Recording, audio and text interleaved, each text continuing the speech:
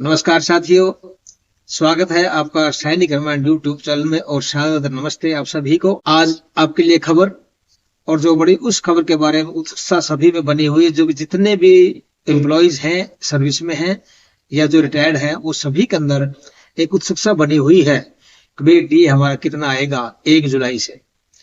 साथियों, अभी जुलाई चल रहा है और हमारा जो डी डिक्लेयर होना है वो सितंबर या अक्टूबर के मंथ में डिक्लेयर होगा। जुलाई के लिए 1 जुलाई से जो लगने वाला डीए, तो वो डीए हमारी उत्सुकता बढ़ा रहा है कितना वो हमें होगा, कितना मिलेगा और हमें कितना मिलना चाहिए। साथियों, आइए उसी पर एक आकलन करते हैं। हम सभी को बैठकर आकलन करना चाहिए अपना, क्योंकि देखिए हमारी मेहनत है, ये हम सब मेहनत करके यहाँ तक पहुंचे हैं। और जो कर्मचारी अभी इस वक्त वो सेवा में है, चाहे वो आर्मी है, चाहे एयरफोर्स नेवी है, चाहे सिविल है, सेंट्रल गवर्नमेंट, तो सभी की नजर डीए पर लगी रहती है हर 6 महीने में। क्यों कि जो डीए है हमारा, ये एक हमारे घर चलाने के लिए काफी हद तक मदद कर देता है। तो इसी के ऊपर हमारा सारा काम चलता है। तो डीए की उम्मीद लगाना भी जरूरी है, लगानी चाहिए। आइए साथियों, देखते हैं पिछला डीए कितना था और अब की बार डीए कितना हो सकता है। ये हम सभी बैठ करके अपना आकलन करें।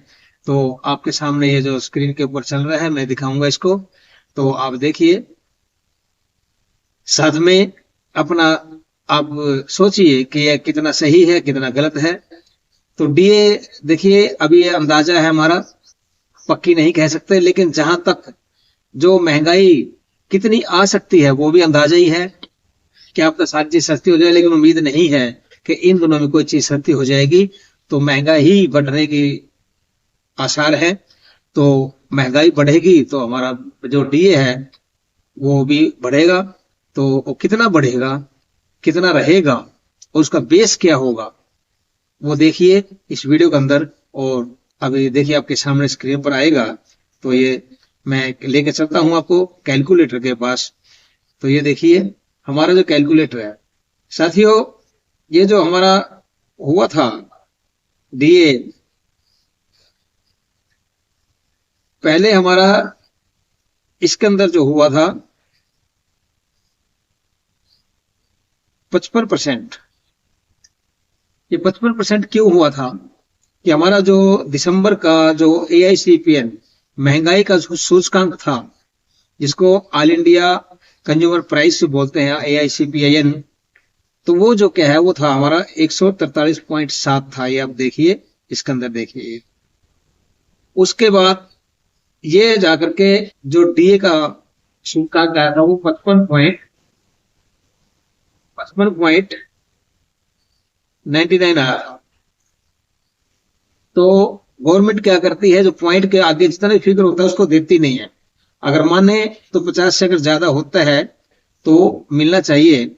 तो यहाँ पर 56% होना चाहिए था, लेकिन गवर्नमेंट ने 99 जो है .99 काट दिया और 55% ये रखा। ये हमेशा ही करती है गवर्नमेंट, और ये इसमें कोई वो नहीं है, पार्टी का नहीं है, सरकार का अपना एक नियम बना रखा है कि जो पॉइंट वाला है वो तो देना ही नहीं है, चाहे वो कम हो चाहे ज्यादा हो। तो 55% दिया हुआ था। उसके बाद हुआ क्या, जनवरी में जो महंगाई का जो आया था सूचकांक, वो 143.2 आ गया। पहले से दिसंबर से डाउन हो गया, लेकिन यहाँ पर क्या है, ये जो 56.39 हो गया, जो डीए का रेट जो बन गया। इसी तरह बढ़ता रहा है ये।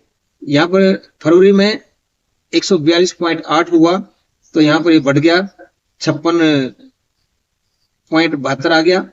उसके बाद ऐसे ही मार्च में बढ़ा, तो मार्च में बढ़कर के ये 143 आ गया। इसमें 0.02 का बढ़ोतरी होगा और ये 57.9 पे आ गया। जो सूचकांक 143 का था महंगाई का, वो जाकर के डीए का 57% आ गया। तो यहाँ पर मार्च तक हमने उम्मीद लगाई भी 2% डीए बढ़ेगा। लेकिन आगे जब आया अप्रैल का, तो उसमें क्या हुआ, अप्रैल में ये 143.5 आ गया। ये 0.5 बढ़ करके, और यहाँ पर जो डीए का जो रेट बनता था वो बनता था 57.47, 57.47। तो ये पॉइंट बनता था। अब ये आगे जाकर के हमारी उम्मीद को बढ़ा दिया किसने, मई ने जो उम्मीद का हमारा जो रेशो बढ़ाया वो क्या हुआ, उसमें 0.5% बढ़कर के 143.5 से, और प्लस उसमें 0.5 होकर के वो 144 पर पहुंच गया। 144 पर पहुंचता है, और यह हमारा मई के अंदर जो डीए का आसार हुआ 57.85 का। अब 57.85 का हुआ, यहां पर अभी आता है जहां कि हम अभी उलझे हुए हैं, या हमारी सांसें रुकी हुई हैं, या हमारा जो उत्सुकता बढ़ रही है, या हम जो पेशेंस नहीं रख पा रहे हैं। और पेशेंस भी जरूरी है, कैसे रखें? हम तो ये चाहते हैं भी जल्दी पता चले, जल्दी पता चले, हर चीज की जल्दी होती है हमें। तो अब क्या है, अब यहां पर देखिए, यहां पर क्या होता है, यहां पर कितना सूचकांक होगा, और उसके हिसाब से हमारा डीए जून का होगा। इसके ऊपर डीए होगा, इसमें जितना भी आएगा, और हम करके देखते हैं, आपको करके दिखाऊंगा मैं कि अगर हम 4% लेना तो कितनी महंगाई हमको बढ़ानी पड़ेगी, और अगर 3% होता तो कहां तक रहना पड़ेगा। और अगर 2 तो देखो हम नहीं चाहते, हम तो यही चाहेंगे 2 से बढ़कर 3 और 3 से 4 हो, क्योंकि पीछे 2 दिया था तो हमारा जो कम रह गया था, तो हमें वो देना चाहिए। हम तो चाहेंगे, कर्मचारी तो चाहेगा, लेकिन कर्मचारी के चाहने से नहीं होता। वो तो जो पूरे इंडिया का सूचकांक, पूरे औद्योगिक नगर जो है बड़े बड़े देश के, उनका, और जो पूरे बड़े बड़े शहरों के जो सूचकांक निकाले जाते हैं, उसमें हर एक चीज आती है, सब्जियां हैं, दाल है, अनाज है, या पेट्रोल डीजल के भी कहीं निकलते हैं। तो ऐसे ऐसे सभी का एक रेशो लिया होता है, तो जो उस रेशो के हिसाब से जो निकलता है, तो उसमें तो देखिए इसमें ये क्या होता है। यहां पर समझ लो कि अगर हम इसके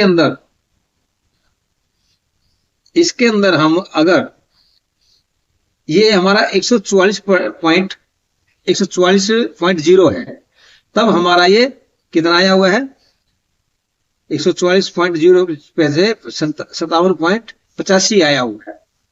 तो अगर ये हम समझते हैं कि हमारा कितना होना चाहिए, और हम इसका कैलकुलेट करें, अगर हम इसको 144.5 कर देते हैं, भी चलो बढ़ जाए हमारी महंगाई इतना, तो क्या होगा इसमें 144.5, यहां पर ये 58.13 आता है, 58.13 ही आता है यहां पर। ये देखिए, तो ये आपका डीए कितना बढ़ सकता है, 58%, मतलब 55 पहले था तो 3% ही बढ़ सकता, 13% तो मिले, जो 0.13 ये नहीं मिलेगा, इसको तो भूल जाओ।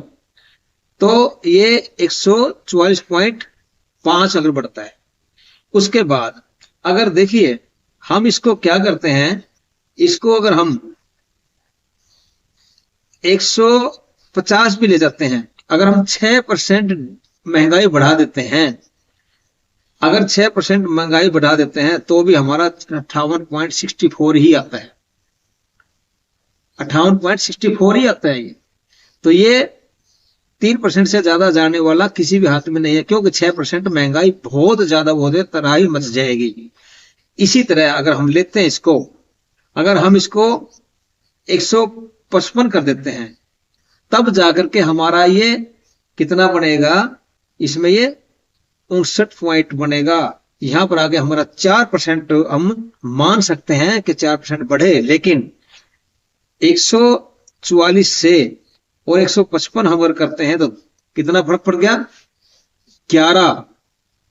11 पॉइंट का फर्क पड़ता है। 11 पॉइंट का फर्क पड़ना तो महंगाई का ये लगा लो देश के अंदर त्राही मचना, और ये नहीं हो सकता। तो सज्जनों, हमें अब किस पे करना पड़ेगा, हमें तो सिर्फ कहां पर सब्र करना पड़ेगा, 144 पर, चाहे 144 से लेकर के और 150 तक के बीच में 3% डीए, ये अब यहां तक हम सोच सकते हैं, गारंटी, ये गारंटी के साथ 3% ही बढ़ सकता है, उससे ज्यादा बढ़ना नामुमकिन है। इसलिए कोई भी ऐसा अंदाजा ना लगाएं आप लोग कि हमारा डीए इतना बढ़ेगा उतना बढ़ेगा। तो आपने सुना, बहुत बहुत धन्यवाद। जय हिंद, जय भारत।